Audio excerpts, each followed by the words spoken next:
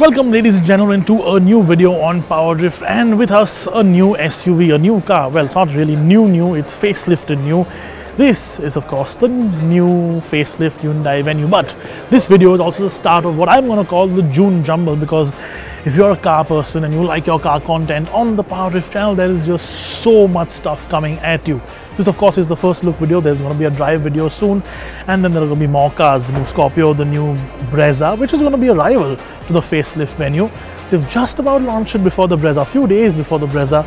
Good timing, Hyundai. And then of course it's going to be the Toyota SUV, but today we're going to talk about the facelifted Venue.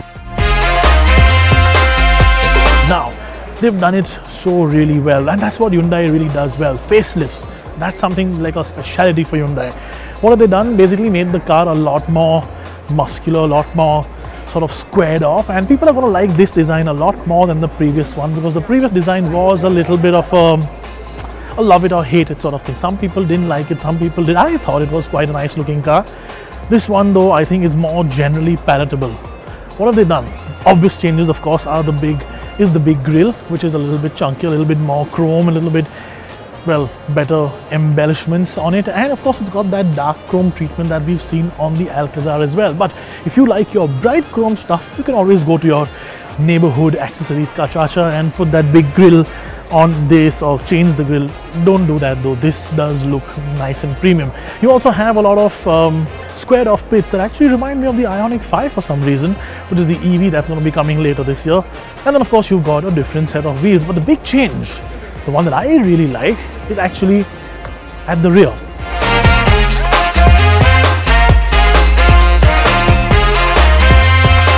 Okay, now before you guys go to the comment section and say that Hyundai has copied VW with their design language, yes, even the Hyundai guys made a bit of a joke about it, okay?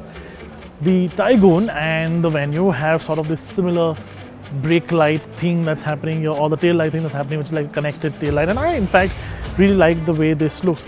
We saw this about 6 or 7 years ago on a lot of American cars, and I really dig that design language. I think a lot more light at the back of course is a nicer, safer thing as well, because the car becomes a little bit more visible. But in general, from what the older Venue used to be, which was a very plain Jane design at the back as compared to the sort of nicely designed front, I think this is a lot better designed at the back now. And it's not just the fact that the tail light itself is so large and extended, there's also these little elements, these little reflectors, or the reverse lamp or the fog lamp down below, or even these little elements in the tail light itself. I think the Hyundai design team has put in a lot more thought into making the Venue a lot nicer. Incidentally, with all these changes, I think it also looks just a slight bit more muscular and slightly bigger than what it actually is. That's the kind of stuff, or the kind of tricks that design plays on your eyes.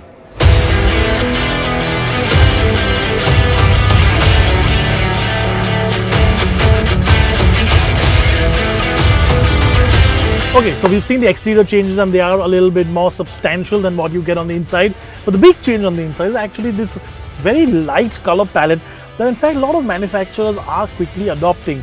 We went from beige everywhere to a lot of black, and now we've seen these sort of whitish tones and ivory tones everywhere, and it makes the cabin look a lot airier, which of course coupled with the sunroof really does help making a small car like this just a little bit more bearable, just a little bit more airy, less claustrophobic. Now the big things are still the same, so you still have the same screen, albeit a slightly better user interface, etc. But you do get this new all digital instrument cluster, which is a big welcome change in the Venue, because that's something that the Venue did lack, and that's something a lot of people were actually asking about, because after all, people do just like their gimmicks and like their tech and like all these little bits and pieces that make it look all glitzy and glamoury in their normal family cars. It makes people just feel a little bit more special.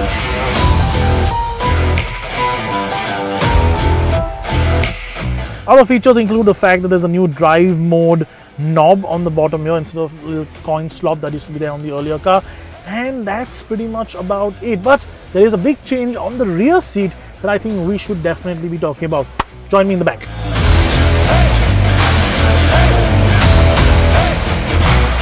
Now obviously there isn't going to be a lot more space in the back of these, or any more space in the back of these as compared to the pre-facelift car, because the car is inherently still the same. But Hyundai has added a feature, one single feature that I think is my absolute favorite of everything that's been added to the updated Venue, and that is the fact the rear seats now recline. Well, there are two slots that you can recline it in. This is the most reclined or the most comfortable slot, which means I can have a better nap in the back of one as compared to the pre-facelift car, and then Rohan can put up a picture on his Instagram and laugh about it. I think we're really milking this joke to death, but honestly, this is a lot more comfortable than what the pre-facelift Venue was, or even the normal seating position is, which means people are just going to be more comfortable in the back of this. Of course, we do have a little bit more headroom as well if you are reclined a little bit back. I think that's a good thing, because at the end of the day, even though this is a small sub 4 meter SUV, a lot of people do get chauffeur driven in one of these, and having that slightly more comfortable back seat does help a lot of people. Now, let's talk about the engines very briefly. Okay, so in terms of engines, there aren't really any changes. You still get the 1.2 petrol, which is the naturally aspirated version with the manual gearbox, and then you get a 1.5 turbo diesel with again the manual gearbox. No automatic there even now, and there isn't one coming anytime soon.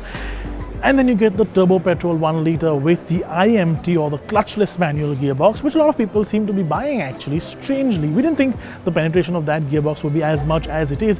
And then you get the DCT, or the automatic. Now, the DCT is a slightly updated version, because the older DCT, the pre-facelift DCT, did have some issues with overheating, and some gearboxes did seem to fail. But mainly that was because of the people driving it, because a lot of these buyers were first-time automatic buyers, and they didn't really know the mannerisms of driving an automatic gearbox. So a lot of people did keep the car in drive mode when they came to halt in traffic with their foot on the brake. That was a big no-no. Hyundai has made some software and hardware changes, and the gearbox is also now a little bit faster, which makes it a big change, because that gearbox was just a little tad bit slower as compared to what a DCT should have been. So there you have it. A whole bunch of changes on the outside, not too much under the skin. Some nice changes on the instrument cluster and just the interior as well. But this is a much nicer looking car, and that is something that people are going to appreciate. Right, there you have it. A first look at the new Hyundai Venue. It's kickstarting a crazy month for us. Drive review coming very, very soon. Sadly, I'm not going to be driving, and I'm really upset that I'm not going to be driving it, because I'm really looking forward to driving this one. Vipul though is, so stay tuned for that.